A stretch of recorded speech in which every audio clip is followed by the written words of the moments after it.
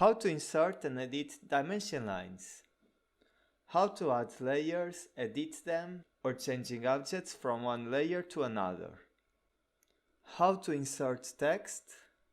And finally, how to print a project with a specific scale. Okay, I will start explaining how to insert a dimension line, like in this case I show you here. If I type with the keyboard dim linear, or alternatively, you can switch here to annotate and then click in this icon. Now I can insert a new dimension line. And here is where several people have issues. As you see, the numbers are too small. This is because AutoCAD has standard dimension sizes that doesn't matter what you are drawing. So the numbers can be too big or too small. This means that I have to open my Dimension Style Manager, and I can do it by clicking this button. Alternatively, I can also use the command dim style. So first, I recommend you to create a new dimension style, so you can use it later in another drawings. Here, I will type the name of my new style, for example, floor plan, and I will choose standard measurements. I click on continue. As you see, the Dimension Style Manager is quite complex, with a lot of things that I can edit. However, with a few changes, I can put my dimension lines in a good size.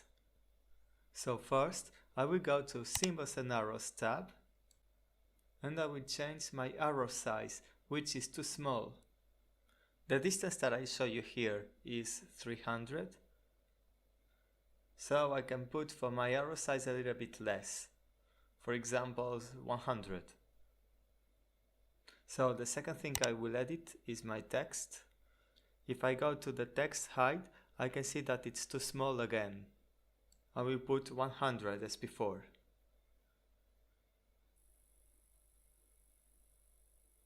Now I can click in OK. And here close. To activate my changes, I have to click on my dimension line and change here to floor plan. As you see, this looks now much better. But this is not exactly what I want, because I want my units displayed in meters, like here. Okay, I will open again my Dimension Style Manager, and I'm going to modify it. In Primary Units tab, I will change my precision to only 2 decimals.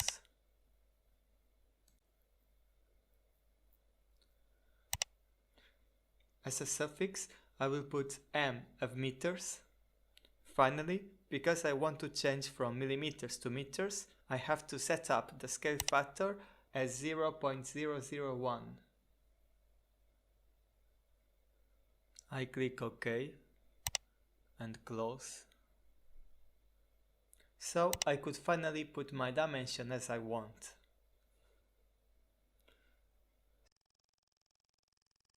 In the next part, I will show you how to work with layers, and for that I will be using this floor plan. So I will open the Layer Properties Manager, clicking in this icon over there, or typing layer with my keyboard. If you look in this list here, I have separated in layers different categories of objects. For example, I create a layer called Doors for the doors I have in this drawing. The layer Windows is obviously for the windows. And I did the same for the other elements. Now I'm going to show you how to edit layers. For each layer, there are few options that I can change. I'm going to start with the color. For example, I will click in the color of the layer dimensions, and I will change it from orange to green. I recommend you to use light colors if you are working in a darker workspace like mine. But now you may think, if I use light colors and I want to print in a white paper, they might be difficult to see. For example, in my case, the dimension lines are hard to see, but hopefully there is an option that I can change the color of this layer just in the viewport. I will drag this window to the right and there will be more options for the layer properties.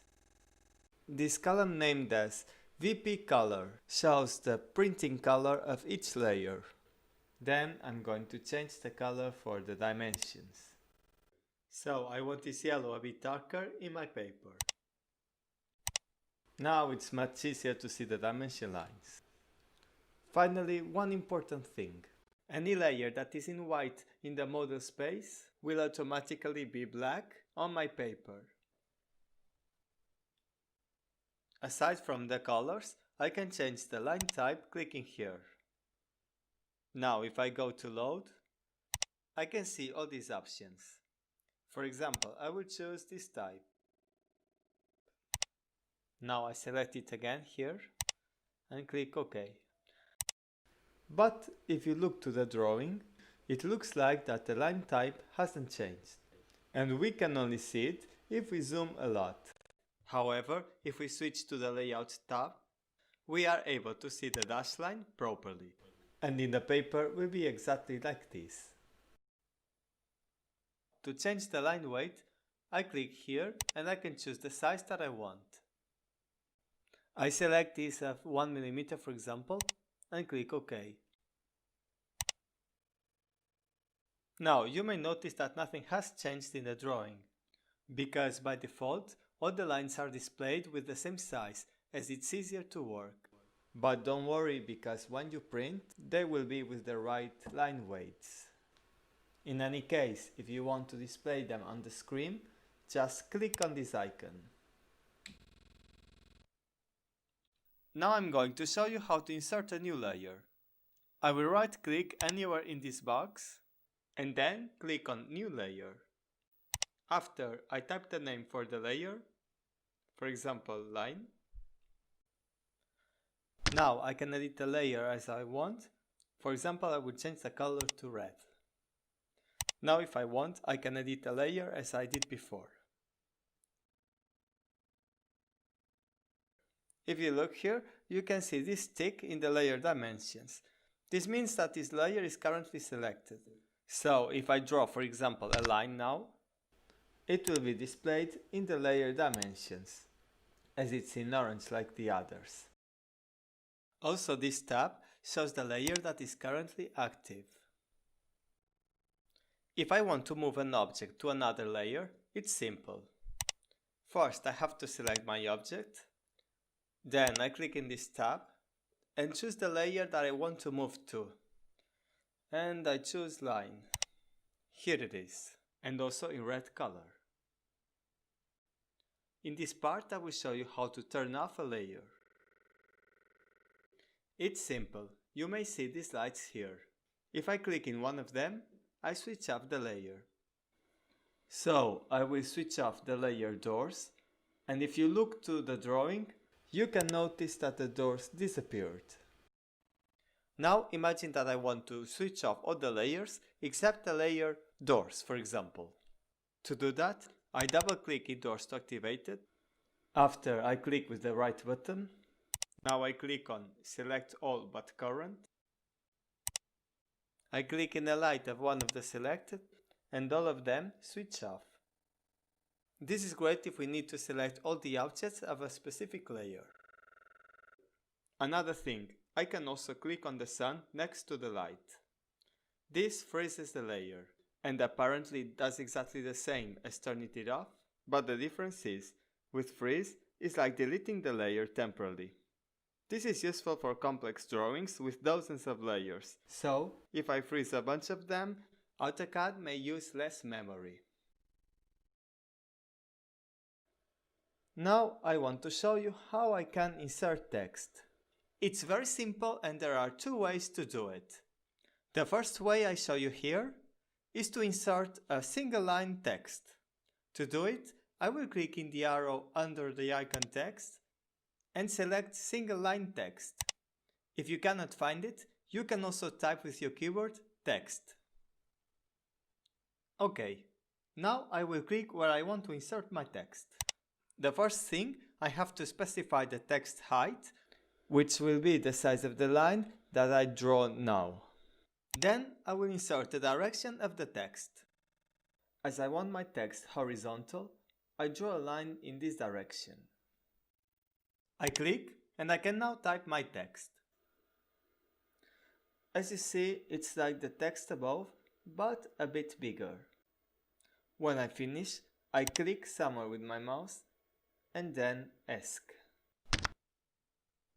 Now, if I want to add text with the same size as this one, I click on my text, then right click in the blue square, go to Quick Properties, and here we can see the height of this text, which is 360.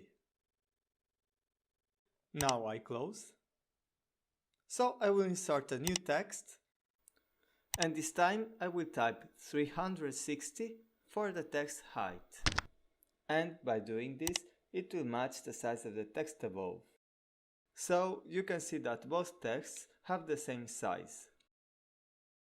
Now I will show you a trick to add multiple titles with the same size. I type copy, select this text, type enter, click in the text, and click again in the places where I want to copy it. As you see, this is very useful for floor plans. Now, when I finish, I just double click in each text to edit it. For example, this one, I write kitchen, and I do the same for all the rooms. Okay, so the second way to add text is multi-line text. If I click in the same arrow, now I choose multi-line text, or I can type with the keyboard M text or just T. Now this way will open a text box, and I have to specify the horizontal range of the text. So when the text overflows the space, it goes automatically onto the next line. I can click here, and now I can start writing.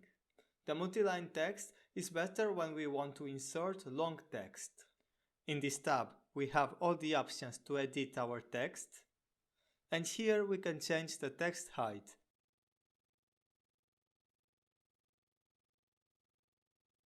In the last part of this video, I will show you how to print a drawing with a specific scale.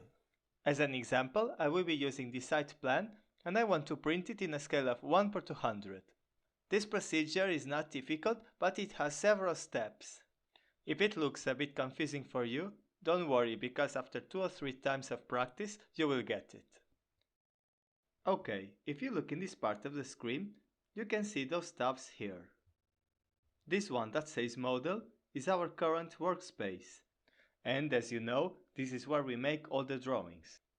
Now I am going to switch to Layout 1. I click, and here you can see a sheet of paper with all the drawings that I have in this file. This is the paper space for printing, and it has this paper size set by default, so we may have to change it depending on the scale that we need.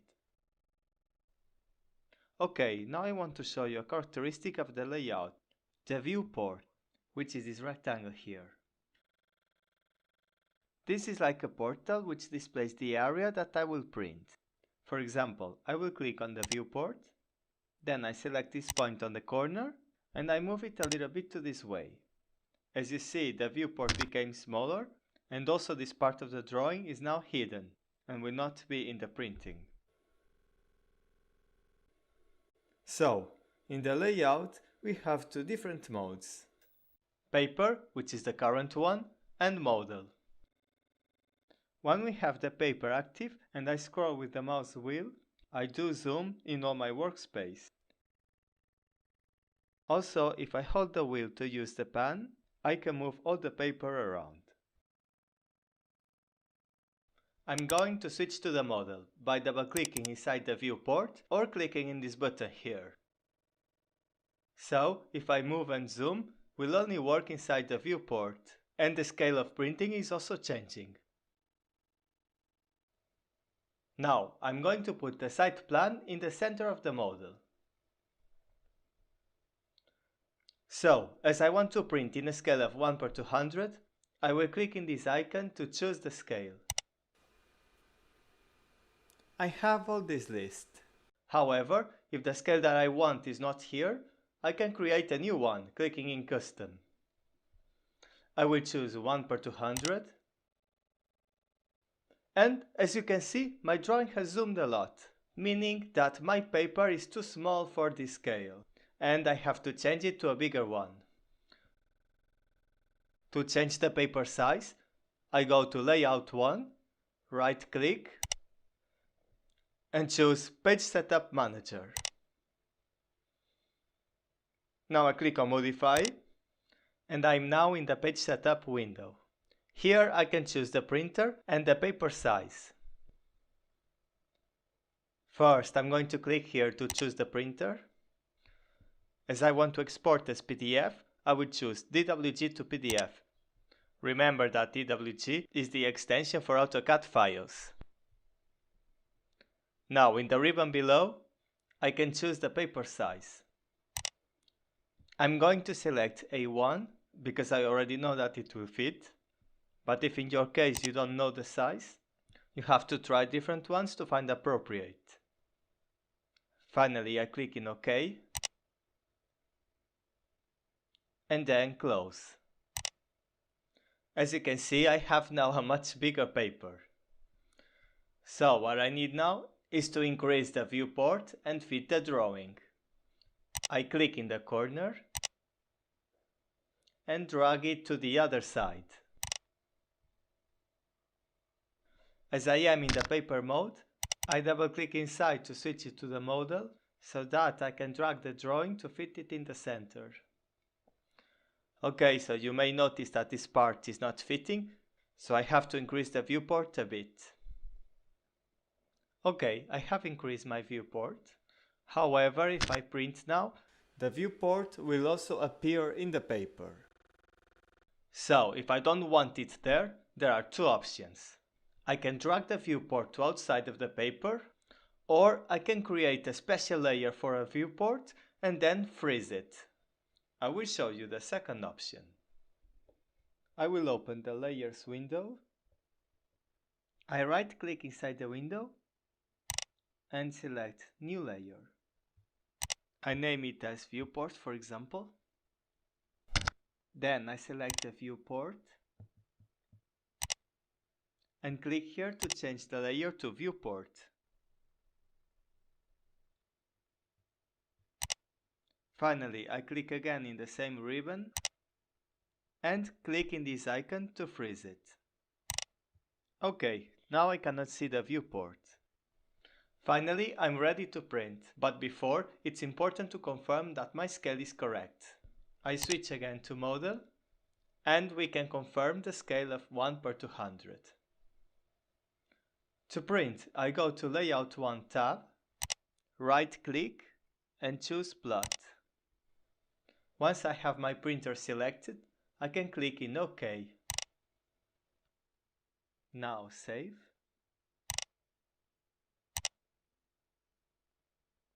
And here is my drawing in PDF with the scale of 1/200.